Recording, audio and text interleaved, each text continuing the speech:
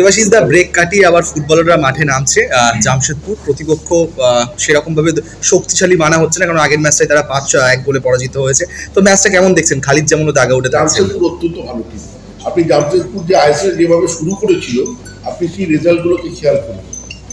একটা ম্যাচ 5 গোল হয়ে যেতে পারে, দুটো ম্যাচ পরপর হয়েছে 5 গোল, আমি জানি না, কিন্তু ওদের প্রথম দিকে শুরুটা ভালো। টিমটার মধ্যে পোটেনশিয়াল আছে। খালিদ ভালো কোচ, আমি ব্যক্তিগতভাবে ওকে চিনি। আর আরেকটা জিনিস হচ্ছে, একটা মোশন যায়, সেই খেলার মধ্যে মোশনটা যদি ব্রেক হয়ে যায়, তারপরে যদি আবার শুরু হয়, তাহলে সেই রিস্টার্টটা একটু টাইম লাগে। সেইটাই হচ্ছে আসল গুরুত্বপূর্ণ ব্যাপার। আমাদের টিম অত্যন্ত ভালো টিম, ভালো ভালো প্লেয়ার আছে, কিন্তু দেয়ার ইজ এ ব্রেক। কেউ বাড়ি গেছিল, কেউ ইন্ডিয়া খেলতে গেছিল। সেই মোশনটা রিস্টার্টটা কালকে যদি ঠিকভাবে করতে পারে, তাহলে কোনবার ভালো খেললে ম্যাচ হয়তো জিতবে। কিন্তু সবটাই হচ্ছে ওরা ভালো টিম, আর আমাদেরও রিস্টার্টটাই হচ্ছে ইম্পর্টেন্ট। কালকের ম্যাচটা আমরা যদি জিতে গেলাম, তাহলে জানবেন পরের ম্যাচগুলো একটু আমাদের গতিটা ফিরে আসবে। রিস্টার্ট নিয়ে তাহলে চিন্তিত বলবো না, এটা সায়েন্স। সায়েন্সকে তো আমি অবজ্ঞা করতে পারবো না, সায়েন্সকে আমাকে ধরে রাখতেই হবে।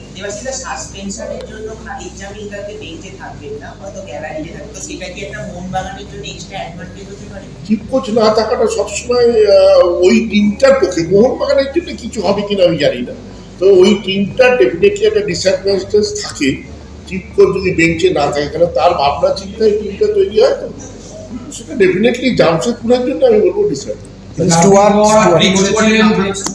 আপনি খুব উচ্ছ্বসিত প্রশংসা করেছিলেন ডার্বির পরে, কিন্তু ব্রেক স্টুয়ার্টের চোটের পর মোহনবাগান সমর্থকরাও একটু নিরাশ।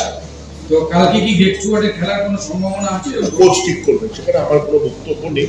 ব্রেক স্টুয়ার্ট বড় প্লেয়ার, ব্রেক স্টুয়ার্ট খেললে টিমের নিশ্চয়ই আরো খেলাটা দৃষ্টিনন্দন পারবে। আমাদের সব প্লেয়ারই ভালো প্লেয়ার, ব্রেক স্টুয়ার্ট না খেলে তার জায়গায় যে খেলবে সেও বড় প্লেয়ার, কিন্তু ব্রেক স্টুয়ার্ট এই খেলার মধ্যে অনেকটা বেশি দৃষ্টিনন্দন ব্যাপার, সেইটা আমরা হয়তো সবাই মিস করতে।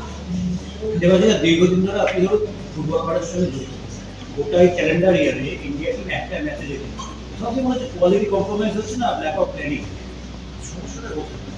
দেখুন, এই যে ভদ্রলোক যে কোচ হয়েছেন, তিনি নতুন কোচ এসেছেন।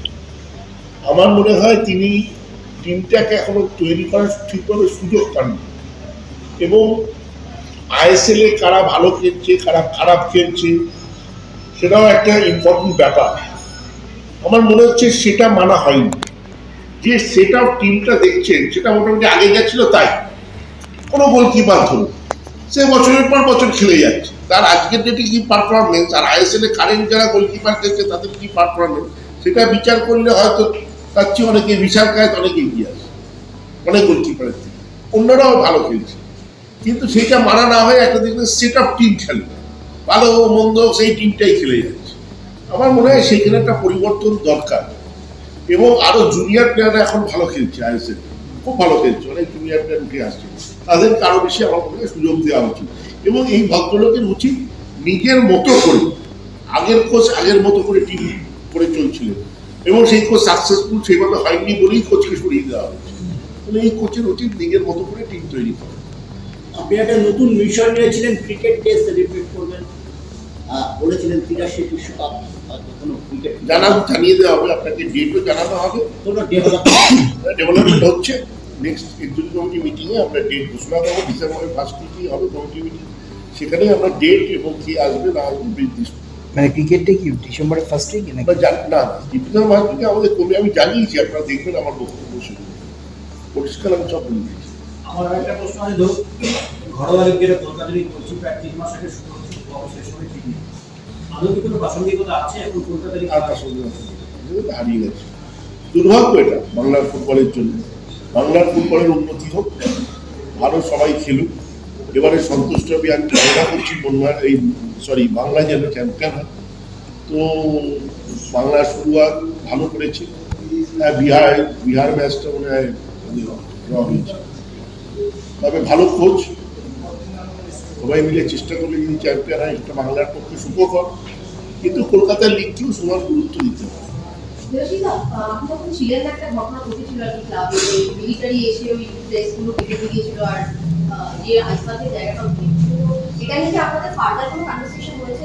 সেই দিনই আমি যেখানে ছিলাম সেখান থেকে আমি কর্নেল ল্যান্ডের সঙ্গে যোগাযোগ করি এবং আমি জানতে পারি খুব দুর্ভাগ্যের বিষয় যে কর্নেল ল্যান্ড বা জিওসি এদের কারোর কোনো ইনস্ট্রাকশন ছিল না এটা করবার, এবং যে ভদ্রলোক করেছেন তাকে মনে হয় আর্মি থেকে কশন করা হয়েছে, শোকজ করে কশন করা হয়েছে, কারণ তিনি নিজের ইচ্ছেতে করেছেন এবং এখানে কিছু অন্যান্য ক্লাবের লোকেদের ইন্ধন আছে, আমি নাম বলবো না।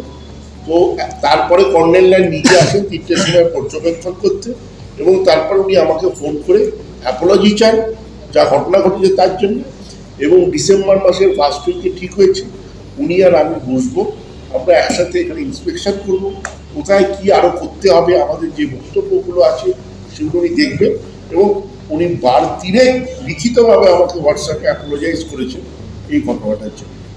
চাই না যখনই বললাম বলে দিন। এটা তো খুব বড় সড়ো অভিযোগ যে একটা যেটা অন্য ক্লাব মোহনবাগানের মতো শতাব্দী প্রাচীন ঐতিহ্যশালী ক্লাবের এটা আমি নাম করে বলতে পারি এর মধ্যে ইস্ট বেঙ্গল বা মোহামেডানের কোনো ছিল, আমি নাম করে বলে দিচ্ছি, আপনারা ওই দিকে টেনে নিয়ে যদি যান তার জন্য আমি বলে দিচ্ছি ইস্ট বেঙ্গল বা মোহামেডানের কোনো ভূমিকা নেই। ঠিক আছে, একটা ছিল সন্তোষ ট্রফির মূল পর্ব আমরা দেখেছি ভিশন 2047, কিন্তু কৃত্রিম টার্ফে খেলা 9 দিনে 5টা ম্যাচ খেলতে হবে, সব দলকেই খেলতে হবে, শুধু বাংলাকে না। এই জায়গাটা নিয়ে দীর্ঘদিনের প্রশাসক, অভিজ্ঞ প্রশাসক হিসেবে আপনার কি বলেন? দেখুন, আমাদের একটা সমস্যা দেখা দিচ্ছে, আমাদের এক সেকেন্ড, সরি, এই পেছনে কারা কথা বলছে, কে কথা বলছি?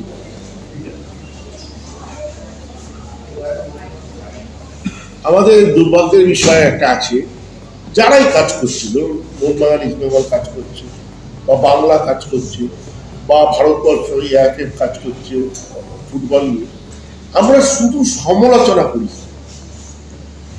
আমরা শুধু খুঁজে বার করি তাদের ভুলগুলো কোথায়। সমালোচনা কে করতে পারে? যে প্রশংসা করতে পারে, ভালো যে বাঁচবে সেই বকতে পারে।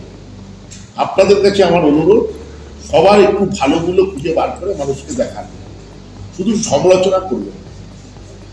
ফুটবলকে এগিয়ে নিয়ে যেতে গেলে ভুলভ্রান্তি থাকবেই, সেই ভুলভ্রান্তি থেকেই আমাদের এগোতে হবে সবাইকে মিলে, সেটা ক্লাব, রাজ্য, এআইএফ সবাই মিলিতভাবেই এগোতে হবে, না হলে কিন্তু ফুটবল এগোবে না। তো সেইটা করতে গেলে কিন্তু আমাদেরকে সমালোচনার বদলে সবাই মিলে একসাথে আমরা সাপোর্ট করি ইচ্ছাতে, তবেই কিন্তু ফুটবল এগোবে। ডিসেম্বর মাসে আপনার সাথে কর্নেল ল্যান্ডের বৈঠক হবে বলছেন, তো তারপরে কি ওই অমর একাদশের ওই স্ট্যাচু কি ওখানে থাকবে? কারণ কয়েকদিন ধরেই শোনা যাচ্ছে, কয়েকদিন না কয়েক মাস ধরেই সেনাবাহিনী চাইছে না ওইখানটায় ওই স্ট্যাচুটাকে রাখা। এটা তো প্রথম দিন যেদিন আমরা উন্মোচন করেছিলাম সেদিনই আমাদের ঘোষণা ছিল যে আমরা মিউজিয়াম তৈরি করবো এবং it will be shifted to the museum. এটা তো খোলা আকাশের নিচে পড়ে থাকতে পারে না, তাতে আরো ডিটোরিয়েট করে যাচ্ছে তো মূর্তিটা, সেই না আমাদের মিউজিয়াম করার কথা হয়েছে এবং সেখানে আমাদের